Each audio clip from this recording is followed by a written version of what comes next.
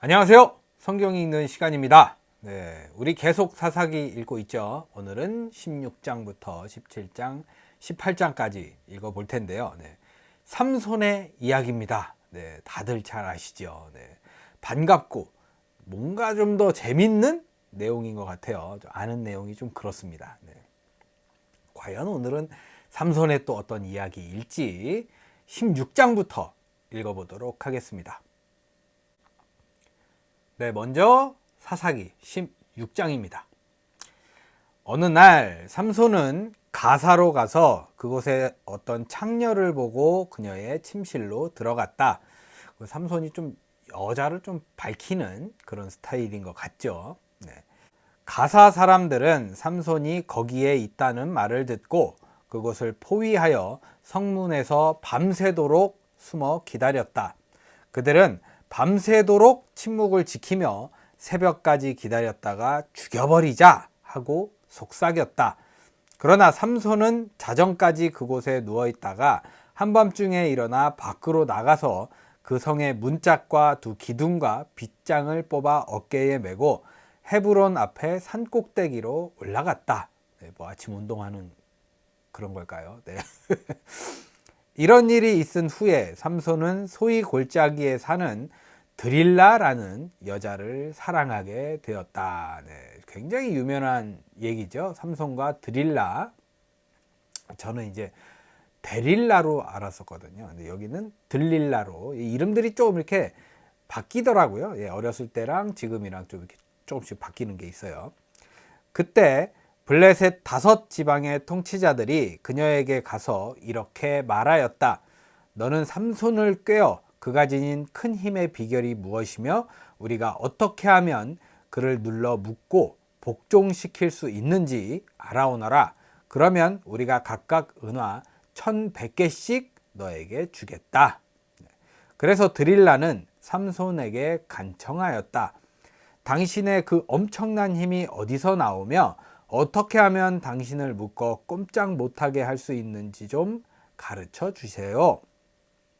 너무 대놓고 얘기하잖아요. 그죠? 그러자 삼손은 마르지 않은 칡 7가닥으로 나를 묶으면 내가 약해져서 다른 사람과 같이 될 것이요 하고 대답하였다. 그래서 블레셋 5지방의 통치자들은 아직 마르지 않은 7가닥의 푸른 칡 덩쿨을 그녀에게 갖다 주었고 그녀는 그 칡 덩쿨로 잠들어 있는 삼손을 묶기 시작하였다. 이때 옆방에는 이미 몇 사람이 숨어 있었다. 그녀는 삼손을 꽁꽁 묶은 다음 이봐요 삼손, 블레셋 사람들이 왔어요 하고 외쳤다. 그러나 삼손은 그 7가닥의 칡 넝쿨을 불탄 새끼줄처럼 끊어버렸다. 그래서 그들은 여전히 그 힘의 비결을 알지 못하였다. 그 후 들릴라가 삼손에게 말하였다. 이봐요, 당신이 저를 놀렸어요. 거짓말을 했단 말이에요. 어떻게 하면 당신을 꼼짝 못하게 묶을 수 있는지 제발 가르쳐 주세요. 한 2번 정도 눈치챌 만도 한데 말이죠. 그때 삼손은 한 번도 사용한 적이 없는 새 밧줄로 나를 꽁꽁 묶으면 내가 약해져서 다른 사람과 같이 될 것이요 하고 대답하였다. 그래서 들릴라는 새 밧줄을 가지고 와서 삼손을 묶기 시작하였다. 이번에도 옆방에는 사람들이 숨어 있었다. 그녀는 삼손을 꽁꽁 묶은 다음 이봐요 삼손, 블레셋 사람들이 왔어요 하고 외쳤다. 그러나 삼손은 자기 팔에 묶여진 새 밧줄을 실 끊듯이 끊어버렸다. 들릴라는 다시 삼손에게 말하였다. 지금까지 당신은 나를 놀리고 나에게 거짓말을 했단 말이에요. 어떻게 하면 당신을 꼼짝 못하게 묶을 수 있는지 제발 좀 가르쳐 주세요. 그때 삼손은 당신이 내 머리 7가닥을 배틀 날실에 섞어 짠 다음 그것을 핀으로 단단하게 조이면 내가 약해져서 다른 사람과 같이 될 것이요 하고 대답하였다. 그래서 들릴라는 삼손이 잠든 사이에 그의 머리 7가닥을 배틀 날실과 섞어 짜고 핀으로 그것을 단단하게 조인 다음 다시 삼손에게 외쳤다. 이봐요 삼손, 블레셋 사람들이 왔어요. 그러자 삼손이 잠에서 깨어나 배틀 핀과 날실을 뽑아버렸다. 그때 들릴라가 삼손에게 말하였다. 당신의 마음이 딴 곳에 있으면서 어떻게 나를 사랑한다고 말할 수 있어요? 당신이 나를 3번이나 놀렸단 말이에요. 당신의 그 엄청난 힘이 어디서 나오는지 당신은 아직도 나에게 말해주지 않았어요. 참 끈질기네요. 들릴라가 날마다 치근거리며 졸라대자 삼손은 괴로워서 죽을 지경이었다. 네. 삼손 요거 비슷한 것도 이전에 있었잖아요. 원래 있던 아내가 밤새 울었다고. 네. 마음이 좀 약한 건지, 삼손이 여자한테 좀 약한 건지. 네. 그래서 그는 모든 것을 털어놓았다. 나는 아직 한 번도 머리를 깎아본 적이 없소. 이것은 내가 날 때부터 하나님께 바쳐진 나실인이기 때문이요. 만일 내 머리를 깎아버리면 내가 힘을 잃고 약해져서 다른 사람과 같이 될 것이요. 들릴라는 이제야 삼손이 진실을 말한 줄 알고 블레셋 사람의 5 통치자들에게 사람을 보내 이제 한 번만 더 오십시오. 삼손이 사실을 다 털어놓았습니다. 하고 전하였다. 그래서 그들은 약속대로 은화를 가지고 왔다. 들릴라는 삼손을 자기 무릎에 눕혀 재운 후에 사람을 불러 7가닥으로 늘어진 그의 머리털을 싹둑 잘라버렸다. 그리고서 그를 괴롭혀 보았으나 그의 힘은 그에게서 떠나고 없었다. 그때 들릴라가 삼손에게 이봐요 삼손, 블레셋 사람들이 왔어요 하고 소리치자 삼손은 잠에서 깨어나 내가 전처럼 나가서 힘을 떨쳐야지 하고 혼자 중얼거렸다. 그러나 삼손은 여호와께서 자기를 떠나신 것을 깨닫지 못하였다. 네, 저 여기서 읽어보다가 놀란 게 혼자 중얼거린단 말이죠. 그전에는 혼자 중얼거리지 않았을 거예요. 하나님의 힘이 있어서 하나님께서 힘을 주셨으니까. 근데 이제 하나님께서 떠나자 삼손은 혼자 이렇게 중얼거리네요. 저는 몰랐는데 딱 읽어보면서 방금 알았어요. 소름 끼치네요. 네. 그러자 블레셋 사람들이 그를 사로잡아 그의 2 눈을 뽑고 가사로 끌고 가서 놋사슬로 묶어 감옥에서 맷돌을 돌리게 하였다. 그러나 깎인 그의 머리털은 다시 자라나기 시작하였다. 블레셋 통치자들은 그들의 신 다곤에게 성대한 제사를 드리려고 한자리에 모여서 즐거워하며 우리의 신이 우리 원수 삼손을 우리 손에 넘겨주셨다 하고 외쳤다. 백성들도 삼손을 보고 그들의 신을 찬양하며 이렇게 외쳤다. 우리 땅을 못쓰게 만들고 우리 백성을 수없이 죽인 원수 삼손을 우리의 신이 우리 손에 넘겨주셨다. 그들은 또 몹시 흥겨워 삼손을 끌어내어 제주를 부리게 하자 하고 삼손을 감옥에서 끌어내었다. 그래서 삼손은 그들을 위해 제주를 부렸다. 그들은 삼손을 기둥 사이에 세웠는데 그때 삼손이 자기 손을 붙들고 있는 소년에게 이 신전을 버티고 있는 기둥을 찾아서 거기에 기댈 수 있게 해다오 하고 부탁하였다. 그 신전에는 수많은 남녀가 가득 차 있었다. 블레셋 모든 통치자들도 거기에 있었으며 옥상에는 3,000명 정도의 남녀가 삼손이 제주 부리는 것을 지켜보고 있었다. 그때 삼손은 여호와께 기도하였다. 주 여호와여, 나를 기억하소서. 하나님이시여, 나에게 한 번만 더 힘을 주셔서 나의 2 눈을 뽑은 저 블레셋 사람들에게 단번에 원수를 갚게 해주소서. 그리고서 삼손은 그 신전을 버티고 있는 중앙의 2 기둥에 양손을 하나씩 갖다 대고 떠밀며 블레셋 사람들과 함께 죽게 하소서 하고 외치며 있는 힘을 다해 그 기둥을 밀어 제쳤다. 그러자 그 신전이 블레셋 통치자들과 그 안에 있는 모든 사람들 위에 무너져 내렸다. 이와 같이 삼손은 살아있을 때보다도 그가 죽을 때 더 많은 사람을 죽였다. 그런 다음에 그의 형제들과 친척들이 내려와 그의 시체를 거두어 가지고 올라와서 소라와 에스다올 사이에 있는 그의 아버지 마노아의 묘지에 장사하였다. 이렇게 해서 삼손은 20년 동안 이스라엘의 사사로 지냈다. 네.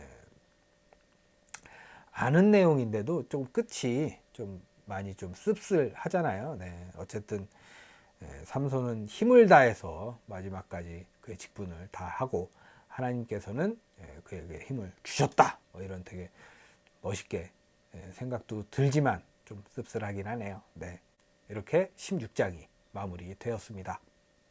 네, 삼손의 이야기는 끝났고 17장입니다. 네, 무슨 이야기가 있을지 보겠습니다. 에브라임 산간 지대에 미가라는 사람이 살고 있었다. 어느 날 그가 자기 어머니에게 저는 어머니께서 은화 1100개를 훔쳐간 사람을 저주하는 소리를 들었습니다. 보십시오. 그 은화가 여기 있습니다. 내가 그것을 훔쳤습니다. 하자 그의 어머니는 내 아들아 여호와께서 너를 축복하시기 원한다 하고 말하였다. 미가가 은화 1100개를 그의 어머니에게 돌려주자 그녀는 내가 너를 위해 이 은을 여호와께 바쳐 조각한 신상과 주조한 우상을 만들어 그것을 너에게 도로 주겠다 하였다. 갑자기 여호와께 바치는데 우상을 만들어요. 네, 이상하네요. 이상하네요. 미가가 그 은을 자기 어머니에게 돌려주었으므로 그녀는 은화 200개를 은세공업자에게 갖다 주어 새긴 신상과 주조한 우상을 만들게 하였다. 그리고 그것들은 미가의 집에 보관되었다. 미가에게는 신당이 있었으므로 그는 에봇과 가정신들을 만들고 자기 아들 중 하나를 제사장으로 세웠다. 이 당시에는 이스라엘의 왕이 없었기 때문에 사람마다 자기 생각에 좋을 대로 하였다. 이때 유다 지파에 속한 한 젊은 레위인이 유다 베들레헴에 살고 있었다. 그가 살 곳을 찾아 베들레헴을 떠나가던 중 에브라임 산간지대에 있는 미가의 집에 이르게 되었다. 미가가 그에게 자네는 어디서 왔는가 하고 묻자 저는 유다 베들레헴에 사는 레위인입니다. 살만한 곳을 찾고 있는 중이지요 하고 그가 대답하였다. 그러자 미가가 제안하였다. 그렇다면 나와 함께 있는 것이 어떤가? 자네는 내 자문관과 제사장이 되어주게. 그러면 내가 매년 은화 10개를 주고 옷과 음식을 제공하겠네. 정말 파격적인 제안이네요. 네. 그래서 그 젊은 레위인은 미가와 함께 살기로 승낙하였으며 그는 미가의 아들처럼 되었다. 미가가 레위인을 거룩히 구별하자 그는 미가의 제사장이 되어 그의 집에서 살았다. 그때 미가가 이제 내가 레위인을 내 제사장으로 세웠으니 여호와께서 나에게 복을 주실 것이다 하고 외쳤다. 네, 짤막한 이야기로 이렇게 17장이 마무리되었습니다. 네, 이제 사사기 18장입니다. 네, 17장은 근데 살짝 모르겠어요. 이야기가 짧아서 그런지 왜 이런 이야기가 여기 들어가 있지? 라는 의문이 생기더라고요. 네, 과연 18장은 그걸 잘 풀어낼 수 있을지 보도록 하겠습니다. 이때는 이스라엘의 왕이 없는 시대였다. 그리고 단 지파는 이스라엘 지파들 중에서 아직 살 땅을 얻지 못했기 때문에 정착할 땅을 찾고 있었다. 그렇죠. 단지파 가나안 땅 시절에서부터 뭔가 자기들 땅을 못 찾았었잖아요. 네. 그래서 단지파 사람들은 그들의 모든 집안을 대표하는 5명의 용사를 소라와 에스다올에서 선발하여 땅을 정찰해 오도록 하였다. 그들은 에브라임 산간지대로 들어가서 미가의 집에 묵게 되었다. 그들이 거기서 그 젊은 레위인의 목소리를 알아듣고 그에게 가서 물었다. 누가 너를 이리로 데려왔느냐? 너는 여기서 무엇을 하며 왜 이곳에 있느냐? 그러자 그는 미가가 자기에게 한 일을 다 말하고 그가 나를 고용하였으므로 내가 그의 제사장이 되었습니다 하고 대답하였다. 그때 그들이 우리가 가는 길이 성공할 것인지 하나님께 물어봐 주게 하고 부탁하자 그는 평안히 가십시오. 이 여정에 여호와께서 여러분을 보살펴 주실 것입니다 하고 대답하였다. 그래서 그 5사람들은 거기서 떠나 라이스로 갔다. 그곳 사람들은 시돈 사람들처럼 한가하고 평화롭게 살고 있었다. 그들은 아무것도 부족한 것 없이 번영을 누리고 있었으며 시돈 사람들과도 멀리 떨어져 있어서 다른 민족과 별로 접촉이 없었다. 그들이 소라와 에스다올로 돌아왔을 때 자기 지파 사람들이 너희가 본 땅은 어떠했느냐 하고 물었다. 그래서 그들은 이렇게 대답하였다. 가서 치자. 우리가 본 땅은 아주 좋은 땅이었다. 자, 망설이지 말고 빨리 가서 그 땅을 점령하자. 너희가 그곳에 가면 태평스럽게 살고 있는 백성들을 보게 될 것이다. 그 땅은 아주 넓고 아무것도 부족한 것이 없었다. 이렇게 좋은 땅을 하나님이 우리에게 주셨다. 네, 시작부터 그냥 가서 치자고. 네. 그러자 단지파 사람 600명이 무장을 하고 소라와 에스다올에서 출발하여 북쪽으로 올라가서 유다 기럇 여아림 부근에 진을 쳤다. 그래서 기럇 여아림 서쪽에 있는 그곳 이름이 오늘날까지도 마하네 단이라 불려지고 있다. 그들은 그곳을 떠나 에브라임 산간지대로 올라가서 미가의 집에 이르렀다. 그때 전에 라이스 땅을 정찰하러 갔던 그 5사람이 자기 지파 사람들에게 말하였다. 너희는 이 집안에 에봇과 가정신들과 새긴 신상과 주조된 우상이 있는 것을 알고 있느냐? 이제 너희는 어떻게 할 것인가를 생각하라. 그리고서 그 5사람은 젊은 레위 사람이 사는 미가의 집으로 들어가 그의 안부를 물었다. 그때 단지파 사람 600명은 무장을 한 채 그 집 문 앞에 서 있었다.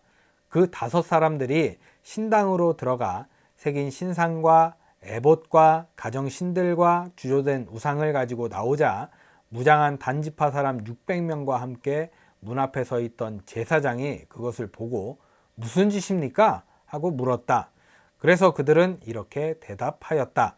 조용히 해. 아무 말도 하지 말고 우리와 함께 가서 우리의 자문관과 제사장이 되어라. 내가 이 집에서 한 가정의 제사장이 되는 것보다 이스라엘 민족 한 지파의 제사장이 되는 것이 더 낫지 않느냐?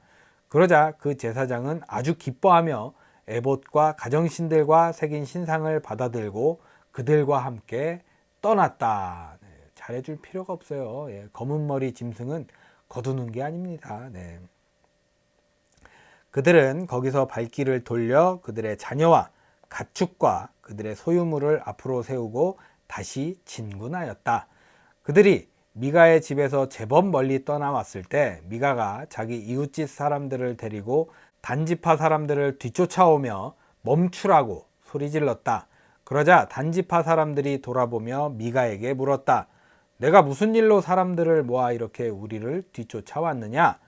너희들은 내가 만든 신들을 가져가고 내 제사장을 데려갔다. 그래서 나에게는 남은 것이 아무것도 없는데 너희가 어떻게 나에게 무슨 일이냐고 말할 수 있느냐? 이럴 수 있죠. 더 이상 짓거리지 않는 것이 좋다. 그렇지 않으면 우리 가운데 성급한 사람들이 너와 내 가족을 쳐서 죽일지도 모른다. 네. 협박하네. 무섭죠. 네. 600명인데 이 가족이 얼마나 되겠어요. 그렇죠? 그리고서 그들은 계속 진군하였다. 그러자 미가는 그들이 너무 강해 자기 힘으로 당해낼 수 없는 것을 알고 집으로 되돌아갔다. 좀 씁쓸하네요. 네. 단지파 사람들은 미가가 만든 우상들을 가지고 제사장과 함께 라이스로 가서 한가하고 평화롭게 사는 그곳 백성들을 쳐 죽이고 그들의 성에 불을 질렀다. 그러나 그들을 구해줄 자가 아무도 없었다. 이것은 그 성이 시돈에서 멀리 떨어진 벳 르홉 부근의 골짜기에 위치하고 있어서 다른 민족과 접촉하는 일이 없었기 때문이었다. 단지파 사람들은 그 성을 재건하고 그곳에 정착하였다. 그리고 그들은 야곱의 아들인 그들의 조상 단의 이름을 따서 그 성을 단이라고 불렀는데 본래 그 성의 이름은 라이스였다. 거기서 단지파 사람들은 자기들을 위해 그 우상들을 세웠다. 그리고 모세의 손자이며 게르솜의 아들인 요나단과 그의 자손들은 단 지파가 포로되는 날까지 그들의 제사장이 되었다. 하나님의 집이 실로에 있는 동안 미가가 만든 우상들은 줄곧 단 지파 가운데 있었다. 네, 이렇게 단 지파가 이제 성도 찾고 그러면서 18장이 마무리되었습니다. 네, 이렇게 해서 오늘 사사기 16장, 17장, 18장까지 한번 읽어봤습니다. 네, 여러분들은 어떠셨나요? 네, 저는 이제 뭔가 이렇게 삼손은 드릴라를 더 사랑했잖아요. 하나님보다. 그래서 이제 고난을 당했고 혼자가 된 것 같은, 혼자 중얼거린 그게 참 마음에 많이 와닿더라고요. 네. 그리고 18장에서도 그 하나님의 집이 실로에 있는 동안 미가가 만든 우상들은 줄곧 단지파 가운데 있었다. 이것도 왠지 하나님께서 좀 떨어져 계신, 하나님을 잊고 이제 우상을 더 사랑하는 막 이런 게 자꾸 와가지고 오늘 하루만큼은 좀 하나님보다 더 사랑하는 것들을 잠시 좀 내려놓고 하나님을 더 바라볼 수 있었으면 얼마나 좋을까. 사실 좀 힘들긴 해요. 인간적인 그 마음으로서. 그죠? 네, 그렇지만 그래도 기도하면서 하나님을 좀 더 바라볼 수 있는 하루, 한 번이라도 우리가 기도하잖아요. 한 번만, 진짜 딱 한 번만 도와주세요. 뭐 이렇게 기도하잖아요. 그것처럼 이제 하나님께도 오늘만큼 진짜 딱 한 번만이라도 더 하나님 바라보고 기도할 수 있는 하루였으면 얼마나 좋을까라는 생각을 하게 되었습니다. 네, 오늘도 여러분 복된 하루 보내시고요. 네, 즐겁게 보내시고, 네, 한 번만 하나님 기도할 수 있는 그 시간이 있었으면 좋겠네요. 네, 저는 내일 또 19장, 20장, 21장을 들고 찾아오도록 하겠습니다. 꼭 제발. 네, 오늘도 함께 해주셔서 감사합니다.